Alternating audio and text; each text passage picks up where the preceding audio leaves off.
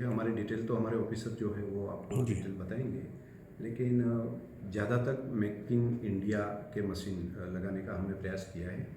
कुछ इक्विपमेंट बाहर से भी है, लेकिन ज़्यादा तक मेक इन इंडिया है।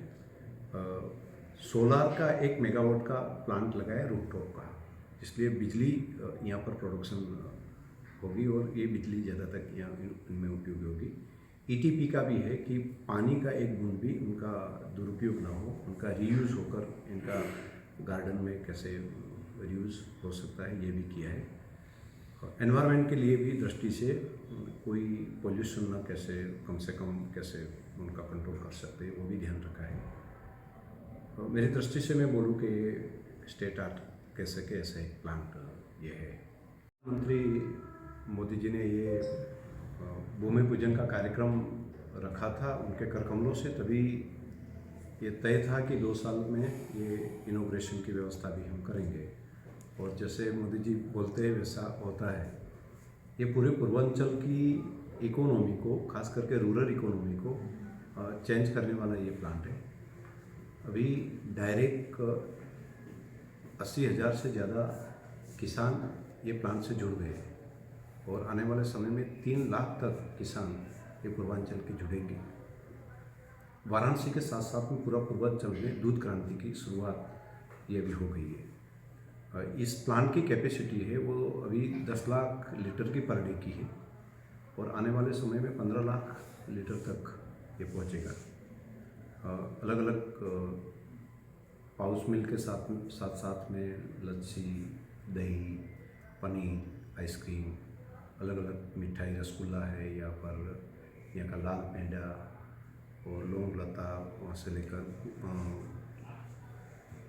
अलग अलग मिठाइयाँ भी, इंडियन मिठाई, पूरा देश और दुनिया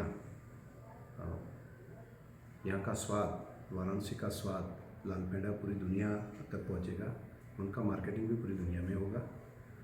तो मैं मानता हूँ कि एक इकोनॉमिकल दृष्टि से बहुत बड़ा बदलाव रूरल एरिया में एग्रीकल्चर के साथ और ख़ास करके पशुपालन के साथ जुड़े लोगों को आएगा।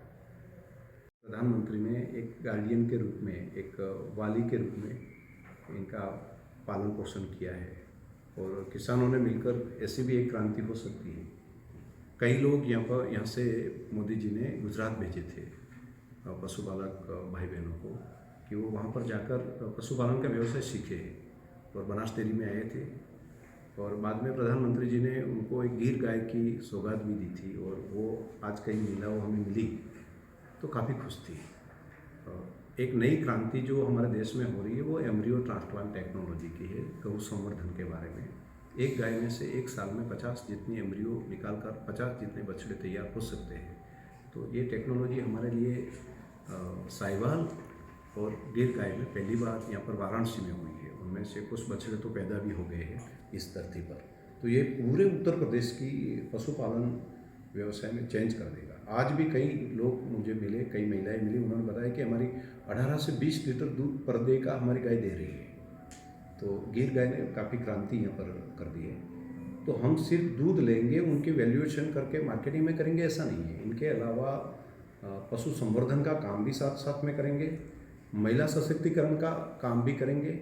और एक बात का भरोसा ये हम देते हैं कि हम डायरेक्ट पशुपालक के पास में, जो जिसके पास में गाय भैंस है उनका ही दूध लेंगे, कोई बचौटिया का नहीं।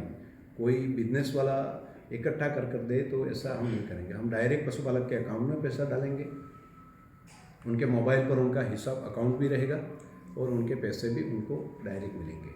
और पैसे तो मिलते हैं, लेकिन पैसों के साथ साथ में सालाना ये कोऑपरेटिव है। तो साल के अंत में जो अगर कोई पैसा बचता है तो भावांतर के माध्यम से हम उनको बोनस के रूप में भी और पैसा देते हैं। इस बार उत्तर प्रदेश में 100 करोड़ रुपया उनके अकाउंट में और एक्स्ट्रा हमने बोनस के रूप में भी दिया है।